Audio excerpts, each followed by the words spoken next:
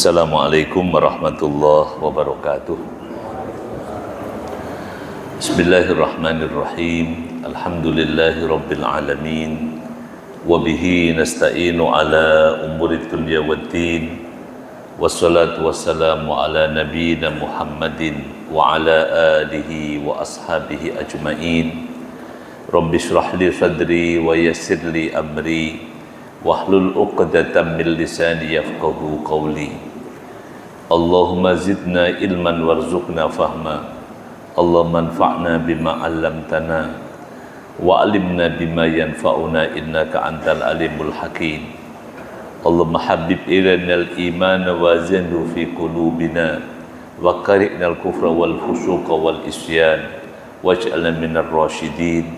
Rabbana ighfir lana wa liwalidina wali masyaikhina wali asatidatina wali ikhwanina wa akhawatina wali akribaina wali man lahu haqqun alaina innaka antal ghafurur rahim.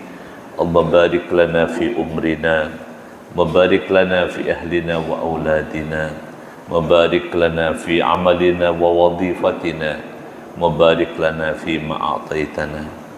Bapak Ibu jamaah yang berbahagia, alhamdulillah kita bersyukur kepada Allah Subhanahu wa ta'ala atas limpahan rahmat dan nikmatnya. Pagi ini kita bisa memulai hari kita dengan salat subuh berjamaah. Semoga Allah Subhanahu wa ta'ala menerima amal ibadah kita semuanya, memberkahi hidup kita, keluarga kita, pekerjaan kita, sehingga bisa mendatangkan dan memberikan manfaat kepada diri kita, bahkan kepada sama manusia. Salawat salam kita sampaikan untuk Rasulullah sallallahu alaihi wasallam beserta keluarga dan para sahabatnya. Bagian akhir dari buku Sirah Nabawiyah Syekh Ali As-Shalabi tentang perang Uhud diberikan judul tentang deskripsi Al-Quran tentang perang Uhud. Tidak banyak ayat Al-Quran yang membahas tentang peperangan di zaman Nabi, hanya sedikit. Yang terkenal hanya perang Badar yang kemudian dijelaskan dalam surah Al-Anfal. Ada perang Khandaq atau yang kemudian ada dalam surah Al-Ahzab, itu pun sebagian. Dan yang cukup panjang adalah deskripsi tentang perang Uhud yang hampir memenuhi satu surah panjang, yaitu surah Ali Imran, terutama pada 100 ayat terakhir. Ada yang menyebutkan 80 ayat terakhir, tapi secara umum surah Ali Imran ini merupakan surah dalam Al-Quran yang menerangkan dengan sangat detail terutama hal-hal pokok yang berkaitan dengan manusia, kaum muslimin, orang-orang beriman pada masa itu dalam konteks perang Uhud. Syekh Ali As-Shalabi mencatat beberapa poin dalam deskripsi Al-Quran itu. Jadi karena diakui oleh para penulis sejarah Nabi, tidak ada yang lebih mampu untuk melihat angle, melihat fokus yang sebegitu detail melebihi Allah Subhanahu wa ta'ala dalam melihat fokus manusia di perang Uhud ini. Jadi sampai diakui nggak mungkin ada orang penulis sekelas apapun bisa mendeskripsikan kondisi perang itu seindah yang ada dalam surah Ali Imran. Yang pertama, dari kekalahan yang terjadi pada perang Uhud itu, yang patut dicatat adalah cara Allah Subhanahu wa ta'ala mengingatkan kaum muslimin pada saat itu untuk membaca, mempelajari yang namanya sunnah perjalanan dakwah para nabi. Jadi sejarah pada dakwah para nabi, jadi tentang kemenangan dan kekalahan, yang kalau di kalangan para ahli strategi sedang disimpulkan dengan bahwa untuk menang itu memerlukan syarat, Dan untuk kalah pasti banyak sebab. Kan menjadi pukulan bagi kaum muslimin saat itu.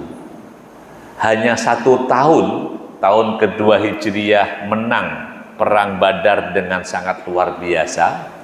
Padahal persiapannya ala kadarnya. Di perang Uhud tahun berikutnya, tahun ketiga Hijriyah, jumlah tentara lebih banyak, sudah punya pengalaman menang, tapi malah kalah.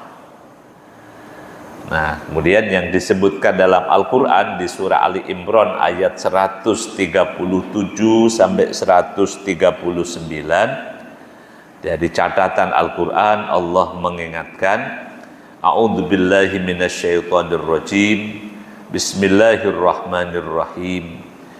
Qad khalat min qablikum sunanun fasiru fil ardi fanduru kaifa kana aqibatul mukadzibin. Hada bayanul linnasi wa hudaw wa mau'idatul lil muttaqin. Wa la tahinu wa la tahzanu wa antumul a'launa in kuntum mu'minin. Telah berlalu sebelum kamu sejarah umat-umat terdahulu. Fasiru fil ardi, maka berjalanlah di muka bumi. Fanduru, lalu perhatikanlah. Kaifa kana akibatul mukadzibin, bagaimana keadaan orang-orang yang mendustakan para rasulnya, mendustakan Allah Subhanahu wa ta'ala. Jadi ini ayat yang menyuruh kita untuk piknik, menyuruh kita untuk jalan-jalan, dan cukup banyak ayat seperti ini dalam Al-Quran. Dan kalau kita perhatikan konteksnya, baik di surah Ali Imran maupun dalam surah yang lain, di surah Al-Mulk, kita disuruh untuk berjalan di muka bumi, untuk melakukan perjalanan horizontal, jadi melihat orang lain, zoom out, jadi melihat orang lain. Bahkan kalau dalam cerita, karena ini yang diperintah adalah orang yang sedang berduka karena kekalahan. Jadi orang yang sedang berduka karena kekalahan perang Uhud itu, Allah suruh untuk jalan-jalan. Nah, perhatikan bagaimana ending orang-orang yang mendustakan agama. Jadi tentang kekalahan orang-orang yang mendustakan Allah itu sudah pasti. Cuman siapa yang bisa mengalahkannya? Jadi kalau misalnya kaum Nabi Nuh, pada akhirnya kaum Nabi Nuh hancur. Yang menang pengikut Nabi Nuh. Tapi siapa yang mengalahkan? Kaum Nabi Soleh, kaum Ad, dan lain-lain, pada akhirnya semua yang mendustakan agama itu binasa. Cuman siapa yang membinasakan? Hada bayanul linnas. Ini adalah penjelasan, bayan bagi seluruh manusia, bukannya bagi orang beriman. Baru wa hudaw wa mau'idatul lil muttaqin. Peristiwa sejarah tentang bangsa-bangsa terdahulu itu bagi umumnya orang hanya data, hanya bayan. Tapi bagi orang beriman, peristiwa yang terjadi pada umat terdahulu adalah hudan, petunjuk, wa mau'idah, nasihat lil muttaqin. Ini bahan yang sama, materi yang sama, tapi manfaatnya berbeda karena berbeda yang membaca. Ini peristiwa apapun, jadi benda apapun, itu tergantung siapa yang baca. Nah, tentang cerita sejarah bangsa-bangsa terdahulu yang Allah binasakan, bagi orang umum, manusia biasa, ya itu data. Jadi ada misalnya kaum Samud yang dibinasakan Allah dengan suara dahsyat. Ada kaum Ad yang begitu hebat akhirnya hancur oleh angin. Nah, itu. Tapi bagi orang beriman, dia adalah hudan, petunjuk. Nah, petunjuk itu kan kalau yang dulu pernah anak-anak kecil nonton filmnya apa Dora ya. Nah, itu petunjuk itu untuk memecahkan sesuatu. Petunjuk itu instrumen orang untuk mendapatkan solusi. Ini petunjuknya seperti ini.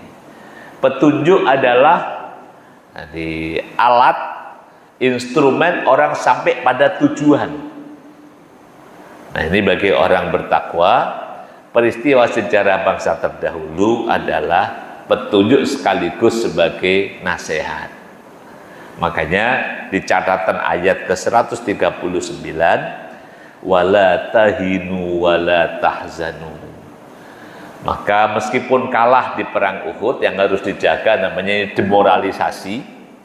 Orang kalah itu sedih.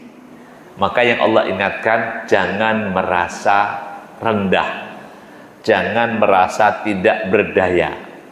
Makanya yang diperlukan, jadi siapapun yang bisa melakukan recovery, lompatan orang setelah jatuh bisa jadi jauh lebih cepat daripada orang yang tidak pernah jatuh. Ini yang dicatat Allah, wala tahinu. Jangan merasa tidak berguna. Makanya Bapak Ibu rahimakumullah, kalau ada anak kita, ada keluarga kita, saudara kita yang karena kegagalannya lalu berduka, ini kalau terapi Al-Quran, jangan disalahkan dengan kesalahannya itu. Karena orang sudah gagal itu sudah merupakan pukulan yang sangat menyakitkan. Nah, orang yang sakit itu yang diperlukan adalah recovery agar dia bangkit. Maka Al-Quran mengatakan, jangan engkau merasa tidak berguna. Jadi, karena orang begitu merasa nggak berguna, dia akan hopeless. Makanya kalau kita dalam takziah itu kan, itu yang disampaikan, semua yang bisa membuat orang itu bangkit kembali. Tidak malah disalah-salahin. Ini anak misalnya dapat nilai jelek, orang tuanya langsung ngomel, kamu tuh kerjanya main mulu, jajan mulu. Jadi nggak ada solusi, yang ada hanya semakin menjatuhkan. Nah, ini kalau cara Al-Quran, jangan merasa tidak berguna, jangan merasa tidak berdaya, jangan merasa hina. Wala tahzanu, jangan sedih. Makanya dalam adab bersedih dalam manusia itu secara umumnya 3 hari. 3 hari orang boleh sedih itu 3 hari, kecuali istri kepada suaminya yang meninggal itu sampai 4 bulan 10 hari. Tapi selain istri dengan suaminya, masa duka itu maksimal 3 hari. Setelah itu ya udah, bangkit kembali, menyusun kembali. Nah, kalau misalnya contoh negara, Jepang itu hancur oleh bom Nagasaki, Hiroshima, sampai jadi monumen karena kehancuran luar biasa. Tapi tidak lama setelah Perang Dunia, dia langsung bangkit memperbaiki negaranya. Kan nggak kebayang, Perang Dunia Kedua itu yang hancur kan Jepang, Jerman, ini kan negara-negara hancur oleh perang. Tapi mereka memiliki semangat untuk recovery lebih baik. Indonesia cuma dapatnya merdeka. Padahal kalau diperhatikan jumlah korban pengeboman dan kehancuran infrastruktur nggak sehebat terjadi di Jepang. Tapi kenapa? Karena kemampuan recovery-nya yang berbeda. Jadi di negara-negara itu mereka memiliki semangat untuk tidak lama-lama dalam duka. Nah, itu misalnya kalau di dalam pertandingan sepak bola juga begitu. Jadi misalnya kalau orang yang dikalahkan, begitu kalah dia langsung nyusun kembali kekuatan agar punya kesempatan untuk kembali menang. Ini yang kadang-kadang ini kita, ya kalau di Indonesia kelamaan berdukanya sampai lupa bangkit. Nah, begitu mau bangkit, udah sibuk dengan urusan bukan kebangkitan yang mau dicapai, tapi kesibukan perselisihan sesama kita. Jadi misalnya dalam sejarah Indonesia sejak merdeka tahun 45 itu kan relatif baru stabil ketika masuk Orde Baru. Coba aja misalnya kan dari 45 merdeka itu kan sibuk membersihkan kekuatan Belanda sampai tahun 49. 4 tahun itu untuk menghabisi untuk istilah itu agresi 1, agresi 2, mempertahankan kemerdekaan oleh Belanda. Tapi begitu Belandanya selesai, baik Renville maupun Meja Bundar, sampai Belanda mengakui kemerdekaan Indonesia, justru masuk tahun 50 sampai 65 kita sibuk di dalamnya nggak habis-habis. Akhirnya waktu sekian tahun itu habis untuk perselisihan sesama. Ya akhirnya ketinggalan sama yang lain. Begitu ganti selalu sibuk terus dengan perselisihan sesama. Ya akhirnya ya nggak jadi negara, nggak jadi maju-maju. Karena syarat untuk maju itu ya nggak usah jauh-jauh lah, misalnya keluarga itu akan bisa cepat maju kalau sejak menikah itu langsung akur. Coba habis nikah langsung ribut terus, kapan punya anaknya, kapan bisa punya rumah, dan seterusnya. Itu urusan level keluarga, level masyarakat, sampai nanti ke level negara. Yang bisa membantu kita, faktor utama adalah jadi recovery-nya. Oke, jadi ini ya, pesan Al-Quran. Jadi suruh piknik melihat bangsa lain, dan kemudian ditunjukkan wa antumul a'launa. Ini yang membangun percaya diri. Kalianlah orang yang akan menang. Kalian ini bangsa unggul, dengan syarat in kuntum mu'minin, jika kalian orang beriman. Allah ngasih ceknya bukan cek kosong, tapi ngasih cek bersyarat. Kalian akan unggul, kalian akan menang kalau kalian orang yang beriman, yang percaya. Ini kan dibuktikan dalam sejarah Islam berabad-abad. Jadi makanya dalam catatannya Sayyid Qutb dari peristiwa ini, bahwa yang membuat kaum muslimin kemudian maju sampai tidak pernah terkalahkan sepanjang sejarah Nabi, di antara faktornya adalah karena kekalahan perang Uhud. Maka di zaman Nabi perang kalah hanya sekali ini. Setelah itu bersama Nabi tidak pernah kalah lagi, termasuk ketika menghadapi pasukan yang jauh lebih besar, pasukan Romawi. Itu yang pertama. Yang kedua yang ditekankan dalam Al-Quran adalah tasliyatul mu'minin wa bayanu hikmatillah fi ma waqa'a lima Uhud. Yauma Uhud. Jadi yang kedua adalah Allah menghibur. Jadi menghibur kaum mukminin dan menjelaskan hikmah kekalahan itu. Jadi orang kalah ada hikmahnya, apalagi menang. Tapi dalam catatan Al-Quran itu agak menarik. Jadi ketika menang, teguran Allah itu agak kasar kepada Nabi. Ketika perang Badar yang kaum muslimin menang, tegurannya kasar. Misalnya dalam surah Al-Anfal ayat ke-67-68.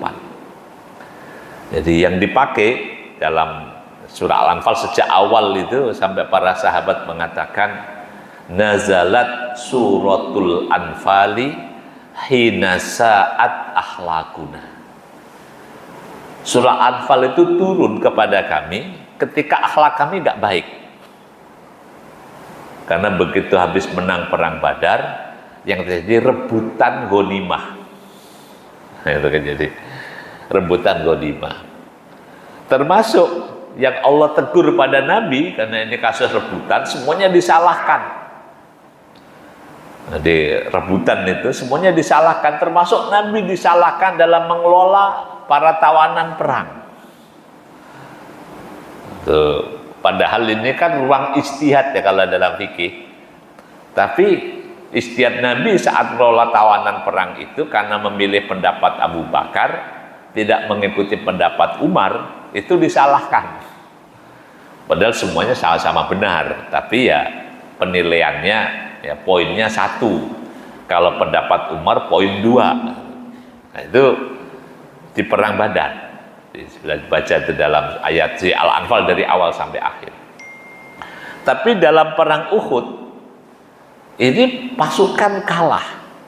Tapi Allah Subhanahu wa taala memberikan catatan yang menyejukkan. Kalau dalam Ali Imran ayat 152, walaqad sadaqakumullahu wa'dahu ittahussunahum biidni hatta idza fashiltum wa tanaza'tum fil amri wa asaitum min ba'di ma arakum ma tuhibbun minkum ma yuridud dunya wa minkum ma yuridul akhirah thumma sarafakum anhum liyabtaliyakum wa laqad afa ankum. Yang membedakan, kalau di surah Al-Anfal itu disalahkan, tapi kalau di surah Ali Imran perang Uhud yang diberikan maaf, walaqad afa ankum. Memang ada kesalahan teknis di medan perang, tapi kesalahan itu sudah Allah maafkan semuanya. Termasuk orang-orang yang menjadi penyebab kekalahan di perang Uhud. Yang dalam cerita yang lain tentang pasukan pemanah, secara zahir memang mereka ini yang menjadi penyebab kekalahan, tapi Allah Subhanahu wa taala memberikan pengumuman bahwa mereka semuanya dimaafkan. Jadi sampai Allah menghibur mereka semuanya. Iyamsaskum qarhum faqad bassal qauma qarhum misluh. Kalau kalian hari ini mendapatkan luka, maka orang lain juga pernah terluka. Dan kalau orang-orang kafir Makkah, perang Uhud itu dianggap sebagai yaumun biyaumin. Ini adalah membayar kekalahan di perang Badar. Jadi bagi orang Makkah, itu kebahagiaan, puas dengan perang Uhud karena bisa membayar kekalahan perang Badar.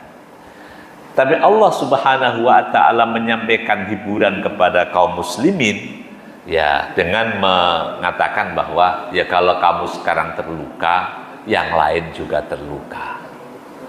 Mereka terluka. Wa tilkal ayyamu nudawiluha bainan nas. Ya, ini kan hari-hari yang dipergilirkan. Jadi menang kalah itu sesuatu yang ya giliran saja. Jadi enggak kemudian dihubungkan dengan hal yang berat yang kemudian membuat orang menjadi apa itu kalau jadi stres, jadi apa sampai kalau yang dalam ilmu psikologi itu orang yang menyalahkan diri sendiri berlebihan sampai itu akhirnya membahayakan kesehatan. Jadi apa istilahnya itu orang depresi ya. Jadi orang yang menyalahkan diri sendiri. Ya, kalau di surat yang lain itu ketika Nabi di Makkah itu berapa kali itu mendapatkan teguran itu. Dalam surah Al-Hud maupun surah Al-Kahfi diantaranya pada kalimat fala'allaka bakhi'un nafsaka ala asarihim illam yu'minu bihadal hadisi afsafa. Ada di surah Al-Kahfi, di surah Hud, di surah Al-Asy'ara. Nah, itu ada kalimat jadi sikap yang menyalahkan diri sendiri berlebihan. Dan itu Allah ingatkan jangan. Jadi sikap itu nggak bagus. Jadi karena ini akan membahayakan diri sendiri. Jadi orang kalau merasa dirinya bersalah sampai berlebihan, itu nanti akan berpengaruh misalnya secara kesehatan. Karena merasa bersalah akhirnya sedih. Begitu sedih akhirnya sampai orang mengabaikan nggak doyan makan. Begitu nggak doyan makan akhirnya terjadi perlemahan tubuh. Begitu lemah, ya ini secara fisik orang akan mudah kena penyakit. Makanya orang sedih nggak boleh lama-lama, harus sekedar recovery. Nah ini Allah sampaikan bahwa ya yang luka bukan hanya kamu, yang lain juga terluka. Jadi salah satu cara untuk menghilangkan kesedihan adalah dengan mengingat orang lain yang juga sedih. Nah, jadi kalau misalnya kita sekolah dapat nilainya jeblok, begitu dapat nilai dibagikan nilainya 4. Gimana caranya agar tidak lama sedih dengan nilai 4 itu? Maka begitu ngelihat teman yang lain nilainya juga 4, apalagi dapat 3, yang tadinya sedih jadi ketawa kan. Kalau yang pengalaman sekolah zaman dulu, kalau dapat lembaran ujian dibagikan, saat buka nilai jelek itu langsung down. Kenapa jadi sejelek ini nilai saya? Sampai akhirnya nggak berani. Begitu melihat yang lain juga, ternyata sama-sama jelek. Akhirnya kumpullah anak-anak sekolah yang nilai sama-sama jelek sekelas itu, sampai malah yang nilainya bagus gak ditemenin. Ini salah satu cara. Jadi Allah mengingatkan, bukan hanya kamu, yang lain juga pernah terluka. Jadi masalah menang dan kalah, kalau di kaidah ini adalah ini hanya giliran, hanya gantian. Wa tilka yamudula bainan nas. Oke, kemudian waliya'lamallahu alladziina yattakhidha minkum syuhada. Dan bagi orang beriman ada tambahan lain, yaitu agar Allah mengetahui siapa orang-orang yang betul-betul beriman. Dan yang lebih penting lagi dalam perang Uhud itu adalah cara Allah untuk memilih para syuhada. Satu kehormatan dalam Islam, orang bisa menjadi syahid, orang bisa terbunuh di medan perang, yang ini menjadi salah satu jaminan tiket masuk surga. Dan bahkan tidak hanya masuk surga sendiri, bisa memberi syafaat, bisa memberi pertolongan kepada 70 orang keluarga yang dia inginkan. Ini bahwa menjadi mati syahid itu bukan hanya untung bagi diri sendiri, tapi sampai bisa memberi manfaat kepada orang yang dia kenal, dia inginkan. Makanya di dalam cerita di perang Uhud ini, jadi para keluarga yang ditinggal mati syahid oleh keluarganya bukannya bersedih, tapi akhirnya mereka bahagia karena sudah ada minimal personal garansi orang yang akan bisa membantunya nanti kalau ada kesulitan di hari kiamat, karena memiliki keluarga syahid. Nah, sampai itu disebutkan di beberapa ayat di ayat surah Ali Imran. Kemudian yang ketiga adalah cara Allah Subhanahu wa taala dengan melakukan evaluasi tadi. Jadi ini yang dipakai dalam manajemen apapun, menang atau kalah dalam pekerjaan itu harus ada evaluasi. Evaluasi harus dilakukan. Apa manfaatnya? Kalau kemenangan, keberhasilan, evaluasi penting untuk bisa mempertahankannya. Makanya biasanya, jadi kalau tim sepak bola atau apapun yang menang, lalu tenggelam dalam euforia kemenangan, tidak melakukan evaluasi, mana titik keunggulan dan mana titik kelemahannya, karena nggak mungkin ada orang itu bisa sempurna tanpa ada kekurangan. Nah, kalau nggak akan evaluasi, makanya dalam kaedah pertandingan, kaedah lomba, mempertahankan jauh lebih sulit daripada mencapai kemenangan.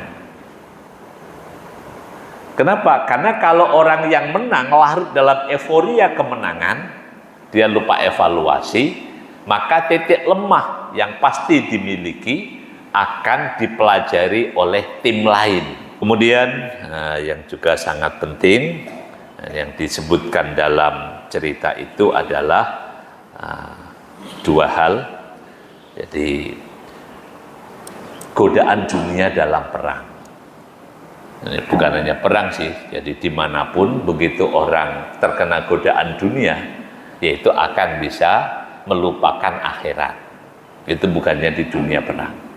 Nah, kalau di dunia yang bukan perang, tergoda oleh dunia bisa melupakan akhirat dan itu membahayakan, apalagi ketika perang. Makanya dalam awal surah Ali Imran tentang godaan dunia itu manusiawi. Awal di ayat ke-14, zuyina linnasi hubbus syahwati minan nisa. Memang dunia itu diperindah dengan godaan-godaan ini. Nah, sekarang gimana caranya ada godaan tapi membuat orang tidak tergoda dan bahkan bisa mengubah godaan itu menjadi kekuatan. Ini kan yang diperlukan. Harta dunia itu awalnya godaan, tapi nanti di tangan kaum muslimin dia akan menjadi kekuatan. Jadi kan perlu ada sesuatu yang lebih kuat dari dunia. Makanya kalau membaca ayat itu nggak cukup hanya di ayat 14-nya, harus sampai ke 15, 16. Qul a'unabbi'ukum bi khairin min dahlikum. Nah, makanya Nabi memuji tentang dunia itu, nikmal malus soleh fi yadi rajulin soleh. Sebaik-baik harta itu ketika ada di tangan orang soleh. Sebab kalau harta itu di tangan bukan orang soleh, namanya godaan itu tinggal siapa yang lebih kuat. Nah, silakan aja lah yang pernah mengalami godaan, siapapun kita pernah mengalami lah. Siapa yang lebih kuat? Kalau yang kuat yang godain, maka ya orang jadi tergoda.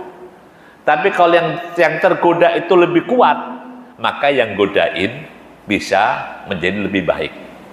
Kalau cerita guyonannya ini, kalau cerita di kampung saya itu, ada Pak Kiai yang sangat ganteng rupawan, mau tablik. Nah, di tengah jalan, ini digodain sama, mohon maaf itu, jadi wanita penghibur yang godain. Jadi kan apa juga gitu kan, jadi orang kuatnya penghibur godain ini, tapi ini memang orangnya juga kiai yang penceramah yang terkenal tampan ganteng, mau digodain sama wanita penghibur. Tapi subhanallah, Pak Kiai ini punya cara untuk mengubah penggoda menjadi orang baik. Maka karena wanita penghibur penggoda itu godain, ya diajaklah ikut untuk, karena dia mau tablik, ya mau ikut, dia ikut aja ikut. Begitu sampai di di tablik, diperlakukanlah dengan sangat terhormat bahwa ini santri saya yang mau ikut tablik, karena buru-buru sampai lupa bawa kerudungan. Maka kemudian ya minta tolong kepada jamaah yang di sana untuk menjamin kerudungan kepada santrinya yang baru ini. Ini bagaimana mengubah godaan menjadi kekuatan. Sampai akhirnya dalam cerita, ya para jamaah nggak ada yang tahu bahwa ini adalah wanita penghibur, bukan wanita baik-baik. Tapi karena wanita ini diperlakukan dengan baik oleh sang ustadz ini, sang kiai ini, sampai dari sejak itulah dia berhenti menjadi wanita penghibur, karena dia merasa bahwa ternyata dia bisa dimuliakan oleh orang lain. Bahkan Pak Kiai yang memuliakannya, padahal dia merasa kalau di masyarakat dia ini sudah merasa menjadi orang yang dihinakan karena profesinya itu. Ini wallah alam, cerita yang guru saya menceritakan bahwa memuliakan orang itu bisa membuat orang menjadi mulia, menjadi terhormat, padahal tadinya orang itu sudah merasa nggak berharga di masyarakatnya. Ini karena apa? Karena digodain, tapi yang digodain lebih kuat daripada yang godain. Sama seperti ilmu penyakit, virus penyakit itu akan menyerang tubuh manusia. Kalau yang diserang lemah, Begitu yang diserang kuat, sudah punya imun, mungkin penyakit masuk, tapi tidak akan keluar menjadi sampah. Oke kan? Jadi kalau di ilmu virus, jadi penyakit akan masuk, tapi kalau orang itu punya kuat, maka penyakit itu akan dilumpuhkan dan akan keluar menjadi sampah. Nah, tapi kalau masih ada gunanya, ya masih akan bermanfaat. Jadi ini tabiat yang diingatkan dalam peristiwa perang Uhud. Ada tentara pasukan Uhud yang tergoda oleh dunia. Karena tergoda oleh dunia sampai akhirnya lupa dengan perintah Nabi. Artinya disebut dengan mendurhakai, menyelisih perintah Nabi, meninggalkan posnya sebagai pemanah, mengambil harta dunia karena godaan dunia. Tapi sekali lagi, ini peristiwa yang kemudian Allah maafkan semuanya. Bahkan sampai bentuk pemaafannya, Nabi disuruh tetap menyertakan mereka dalam nanti pekerjaan-pekerjaan berikutnya, termasuk melibatkan mereka dalam bermusyawarah ketika ada pekerjaan-pekerjaan lain. Demikian Bapak Ibu rahimakumullah, di antara yang disebutkan dalam surah Ali Imran, deskripsi Al-Quran tentang perang Uhud yang patut kita pelajari sampai ya moga-moga jadi kekalahan dalam perang itu hanya terjadi seperti hanya di perang Uhud, dan setelah itu sebagaimana kaum muslimin di masa lalu tidak pernah kalah lagi karena bisa belajar, dan semoga kita Indonesia bisa menjadi masyarakat yang maju setelah lama kita sibuk dalam perselisihan. Wallahu a'lam bishawab. Sampai pagi hari ini selesai di perang Uhud, dan insyaallah yang waktu kita lanjutkan peristiwa antara Uhud dengan Khandaq, antara tahun ketiga dengan tahun kelima Hijriah. Silahkan kalau ada yang mau disampaikan.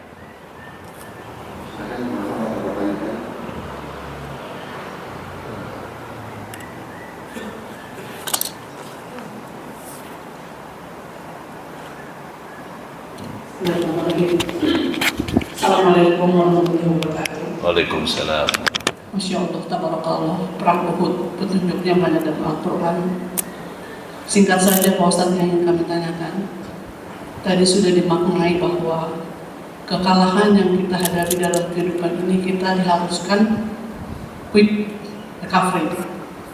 Ada dengan dalam Al-Quran. Pertanyaan kami, quick recovery katanya tadi harus dilakukan dulu evaluasi. Evaluasi dalam konteks keimanan yang seperti apa yang harus dilakukan di dalam level individu sehingga bisa quick recovery. Terima kasih. Wassalamualaikum warahmatullahi wabarakatuh. Waalaikumsalam warahmatullahi wabarakatuh. Terima kasih Bu, Bapak. Salah satu bahkan menjadi ajaran dalam Islam yang disebut kaum sufi.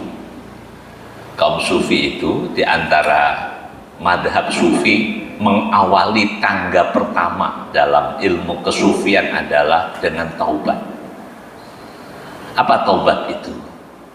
Taubat adalah menyadari kesalahan masa lalu, tidak akan mengulang di masa yang akan datang, dan menggantinya dengan kebaikan-kebaikan. Nah, evaluasi itu kalau orang mau mengerti evaluasi, ada dua model evaluasi. Kalau saya jadi dosen, jadi guru, lebih suka dalam evaluasi murid itu mencari mana benarnya. Karena akan ngasih nilai kan. Nilai itu ngitungnya apa benarnya apa salahnya. Kalau saya lebih suka karena jadi guru itu nyari benernya berapa sehingga nilainya berapa. Itu yang penting evaluasi. Ada yang modelnya mencari itu salahnya berapa. Kalau saya pribadi gak suka nyari salah. Kalau nyari salah itu bikin kesel. Ini udah diajar berhari-hari kok masih salah juga gitu kan. Akhirnya udah, untuk salah saya lupakan, cari benernya berapa. Sehingga kalau dalam mengoreksi soal-soal isai itu, soal jawaban isai, itu kalau ada benernya dibenerin saja lah meskipun ada salahnya. Salah itu bikin pusing. Nah, Itu kan karena madhab memilih biar orang itu punya nilai. Tapi kalau madhabnya pengen perbaikan, kalau yang mencari perbaikan adalah yang dicari mana yang menjadi titik kelemahan. Misalnya dalam hidup kita, selama satu hari ini apa kelemahan yang saya alami? Kelemahan itu apa? Ada kebaikan yang tidak bisa dikerjakan, ada kesalahan yang dilakukan. Nah, kalau teori yang paling gampang dalam mengurai itu, jadi orang kalau di ilmu kesehatan tanya sebab terdekatnya. Orang sakit, kalau tanya terakhir makan apa? Jadi ilmu paling mudah dalam mengurai kesalahan adalah sebab akibat. Jadi kegagalan yang kita alami itu hanya akibat, sebabnya apa? Misalnya contoh, murid di kelas berisik. Berisik itu sebab atau akibat? Nah, kalau kita cari sebabnya, nanti akibatnya menjadi macam-macam. Tapi kalau kita cari akibatnya, bahwa kenapa murid sekolah itu berisik? Karena nggak ada gurunya. Maksudnya kan, berarti sebabnya nggak ada gurunya, sehingga saya dulu punya guru, punya kepala sekolah yang tidak mentolerir jam kosong. Jadi kepala sekolah yang terus saja muter kelas, karena kalau kelas itu nggak ada gurunya pasti berisik, ganggu yang lain. Sehingga ini Pak Kepala Sekolah, begitu ada kelas belum ada guru dia masuk. Nah, maka kalau kami zaman dulu sekolah biar nggak dimasukin kepala sekolah, kalau jam kosong nggak ada gurunya, kita diem semuanya malah tidur, sehingga Pak Guru ketika kelas itu nggak dimasukin Pak Kepala Sekolah. Kalau beliau yang masuk, nanti ngajarnya juga susah bagi kita, karena beliau ini orang yang menguasai hampir semua pelajaran agama. Sehingga kalau kita kita jam kosong mendingan sepakat jangan ada yang berisik, kita ngantuk saja, kita diem aja.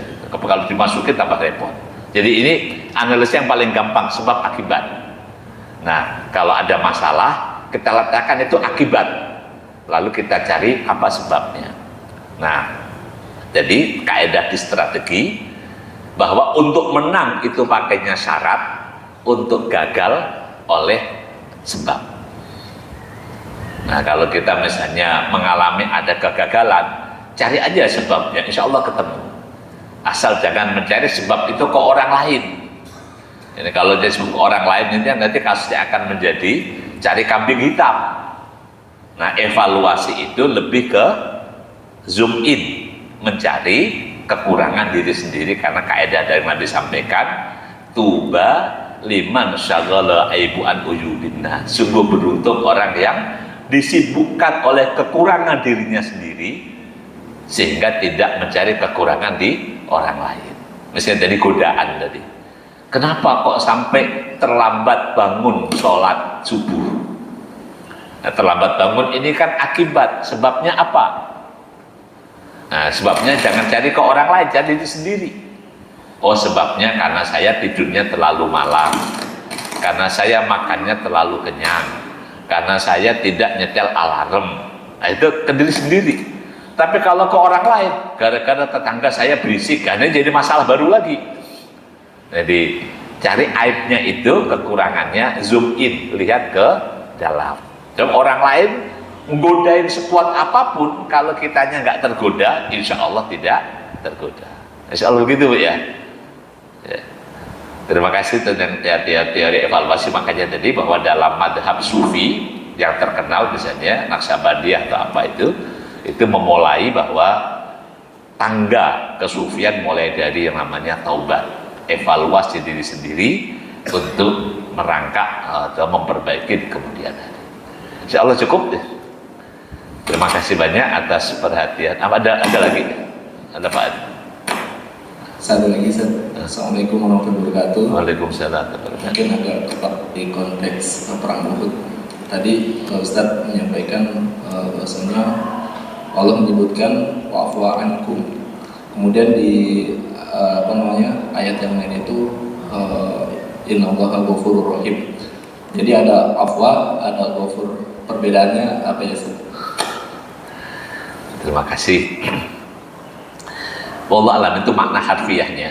Kalau kita maknai dalam bahasa Indonesia, al-afu, memaafkan. Jama muratifnya namanya as-safu, menghapuskan. Jadi al-ghafur, mengampuni. Mengampuni. Ini kalau di ilmu sufinya, mendapatkan maaf itu lebih utama daripada mengampuni. Karena apa? Orang mungkin diampuni dosanya, diampuni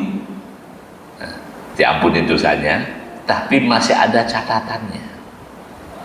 Tapi kalau al-afu itu sampai catatannya nggak ada. Makanya diartikan kalau al-afu itu bersih, tanpa ada catatan. Sudah catatan salahnya tidak ada. Maka kalimatnya yang dikerangke, fa'fu anna, ya Allah, hapuskanlah kesalahan-kesalahan kami, sehingga sama sekali nggak ada salahnya. Udah dia nggak ada catatan salah itu. Nah, tapi kalau ampunan, jadi mungkin kesalahannya dikurangi, diampuni, tapi mungkin masih ada catatannya yang belum selesai. Itu kalau di makna tentang ada kalau ghafur, jadi mengampuni kesalahan kita nih misalnya kan. Orang ya udah jangan diulang lagi ya. Ya kan jangan diulang lagi emang nggak dihukum. Orang diampuni ya nggak dihukum, tapi apakah kesalahannya kemudian dihapuskan? Belum tentu. Karena orang dapat SP1 nggak dihukum, tapi ada catatan salahnya. Tapi kalau sudah dapat afu, udah pemutihan, sama sekali nggak punya salah. Makanya kalau yang diminta oleh tadi dalam ilmunya kaum sufi, yang diminta maaf. Cuma di kita di Indonesia ini yang kadang aneh, orang dimaafkan masih diingat-ingat salahnya. Harusnya kalau dimaafkan, udah nggak ada salah. Orang dimaafin kok masih diingat-ingat. Jadi